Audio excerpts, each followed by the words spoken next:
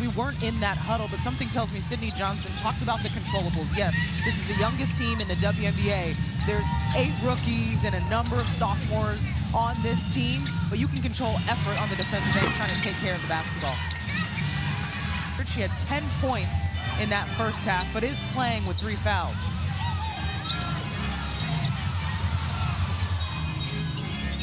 Dugalich gets to start in the second half. Remember, Kiki Iriafen left the floor in the first quarter.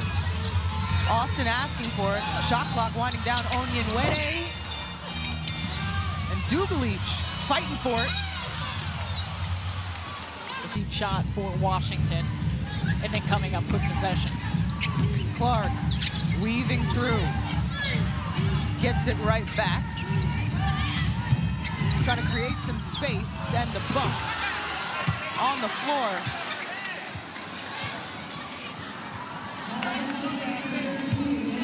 And that is Dugalich again. Billings right to the deck with purpose. Monique Billings has played for 4 different teams in 3 years, and Stephanie White has talked about her ability to understand her role. And I think she's going to get those looks. She's coming off a game in New York that she had 15 points. She was 6 of 7 from the field. She has her opportunities. Now it's just about finishing. Austin keeps the play alive, kicks it out to Citron. And Shakira Austin feeling something.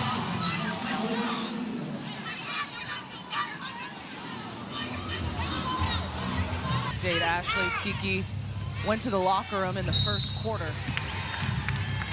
Like Ashley said, we will not see her for the rest of the evening. It's significant because this is a Mystics team that and first of all, you don't know the severity of it, but you feel for her because you know how much she loves the game and wants to be out there and how much she makes an impact on the floor and off of it for this group. Meantime, the Fever just continue to smother Sonia Citron. She's only taken 3 shots this evening. That was a foul on Kelsey Mitchell. And how much attention she attracts. Prosper tees it up. Lauren Betts. Hey, we've seen a rebound like that a time or 2 back in college. Amore. Good to see her get going. Those are the difference makers, though. Get an offensive rebound. Get another shot. Especially those kickouts, Zora. You know it better than anyone. You're a 3-point shooter. It's like warm-ups. Talk about shooting. From Betts to Amore. Trying to secure back-to-back positive possessions. Amore to Prosper. And just as you start to get together, Clark just 2 open and 1. Tough sequence for Washington if it was a reckless closeout. But because of the missed shots, it puts so much pressure to extend this lead. The referee's taking a look at it, and I'm looking at that play, Sarah. I see the contact up above and down. Both. And you mentioned that Prosper's a rookie. She's 20 years old. She still remained a common foul. And that was Clark's first free throw of the evening, believe it or not.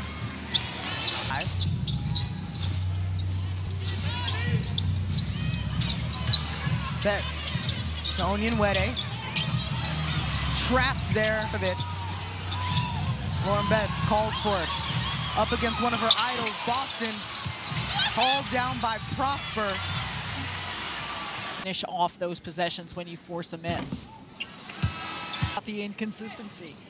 And the beauty of that, though, is that there is optimism of, okay, if we start to clean these areas up or be more efficient and effective, we'll be able to take those steps forward. Well, it's plays like that, staying with it, getting the rebound off the missed free throw, but how do you capitalize? Realizing the deficit that you're in. Amore, she's got 2. After going 1 for Amore. Looking good from the outside. And it's going to take her some time this season. She missed all of last year recovering from a knee injury. That's a great take by Cunningham, recognizing the mismatch in size. Amore looked at it. Betts. Poise. Pivot foot. That continued to work, and he's got that size advantage. Now you feel some energy Onyenwere slow to get up. Resulted in baskets. There was an opportunity for Indiana to stretch this to 20, and instead it's the Mystics doing some of those little things to cut the deficit. Betts down to Citron. Talked about those in the restricted area. Mitchell, hard to stop her. Clark goes left, skip pass. Austin back in the game. Amor already has a couple from the outside. Onyenwere, flick of the wrist. Some positive plays for the home team. Not over yet. Lots of basketball. Yeah, guys, I talked to Kiki at shoot around. I said, why are you guys so connected? She laughed and said, because we hang out all the time. We're too close. We go get our nails done. We go out to eat. We go get ice cream. And that connectivity is definitely translating to on the court. Yeah, and if you want coffee or matcha recommendations, you can go to the Mystics too. Ashley got all the spots. You got a list for us now. Blank Street for matcha. Coffee and confidence. Lauren Betts, you can just feel the ball right now, feels comfortable down low. Well, because she understands where to be on the floor to make herself available for teammates that she's comfortable in. Crowd getting back into it here in Washington, D.C. Clark has Betts on her. The anticipation by Onyenwere, talk about that. Pitch pass up ahead, Mystics on a run. What a job. And starting inside, outside, off the switches, then rim running for that perfect pass. Mitchell all the way.